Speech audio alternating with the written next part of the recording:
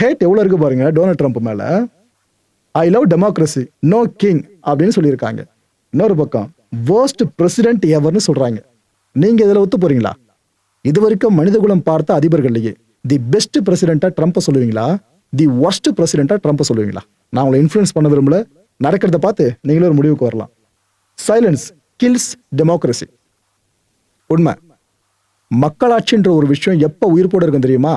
மக்களுக்கு ஏதாவது ஒரு விஷயம் நடக்கிறப்ப, நெகட்டிவா பிரச்சனை நடக்கிறப்ப அதை எதிர்த்து மக்கள் வரணும். அப்படி வராம சைலன்ஸா இருந்துட்டாங்க, நமக்கு எதுக்குன்னு சொல்லி மௌனம் காக்க ஆரம்பிச்சிட்டாங்க, அது நாளைக்கு அவங்களே பதம் பார்த்துரும். அந்த விஷயத்த தெளிவா சொல்லியிருக்காங்க. போராட்டத்தில் அவ்வளோ கிரியேட்டிவிட்டியை பார்க்க முடியும் சுத்தி சுத்தி. ஐ டோன்ட் கேர் ஃபார் ஹிம்னு டொனால்ட் ட்ரம்ப்புக்கு என்ன ஆனா எனக்கு என்னன்ற மாதிரி தான் இது போல போர்ட்ஸ்லாம் பிடிச்சிட்டு வந்தாங்க. அதாவது சொந்த நாட்டு மக்களை எவ்வளவு வெறுப்புல அவர் மேல உண்மைந்துகிட்டு இருக்கான்னு இந்த காட்சி நம்மளுக்கு நல்லா கண்கூடா காமிச்சு கொடுக்குது.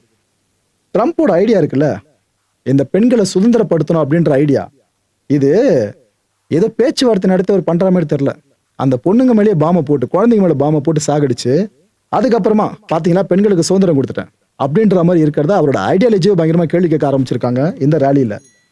இதெல்லாம் பாக்குறப்ப ஏதோ உங்களுக்கு கிரியேட் பண்ணிருப்பாங்கன்னு தோணுது. மனுஷங்க எல்லாருமே எப்படி ஃபார்ம் பண்ணி நின்றுருக்காங்க பாருங்க. Trump must go now. ஐயா சாமி, நீ பண்ணதெல்லாம் போதும், தயவு செஞ்சு ஆஃபீஸ் இருந்து வெளியே போயிடு. அந்த ஒரு பவர்ஃபுல் பொசிஷன்ல இருந்துகிட்டு நீங்க சொல்றதெல்லாம் நடக்குது வேற, அதிகாரத்தை ஃபுல்லா பயன்படுத்துறீங்க, இருக்கிற அதிகாரத்தை பயன்படுத்ததான் சொல்லிட்டு பயன்படுத்திட்டு இருக்கீங்க, அது தேவையில்லைன்ட்டு அவ்வளோ பேர் இப்படி ஃபார்ம் ஆகி நின்றுட்டு இருந்தாங்க.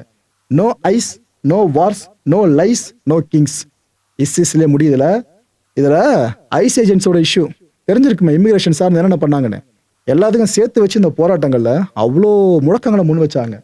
இதுல இன்னொரு முக்கியமான விஷயம், பல பேரோட கவனத்தை ஈர்த்த விஷயம், இன்ஃபேக்ட் ஈரான்ல இருக்க மீடியா, சைனா மீடியாலாம் இந்த போராட்டத்தில் இந்த விஷயத்தை பயங்கரமா கேரி பண்ண ஆரம்பிச்சிட்டாங்க.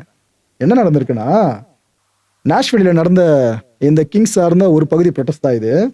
இந்த எப்ஸ்டீன் ஃபைல்ஸ்ல யார் யார் பேர்ல இடம் பிடிச்சது, அந்த பெயர்களை உள்ளடக்கிய ஒரு போர்டு அதை கையில பிடிச்சிக்கிட்டு பாதிக்கப்பட்ட விக்டிம் மாதிரியும் இந்த ரிச்சுவல்லாம் நடக்கிறதா சில விஷயங்கள் கேள்விப்பட்டோம் பாத்தீங்களா, அந்த அப்பியரன்ஸ்லயும் பல பெண்கள் ஊர்வலமா போனாங்க. இது போல காட்சியை பார்க்க முடிஞ்சதுங்க இந்த இடத்துல.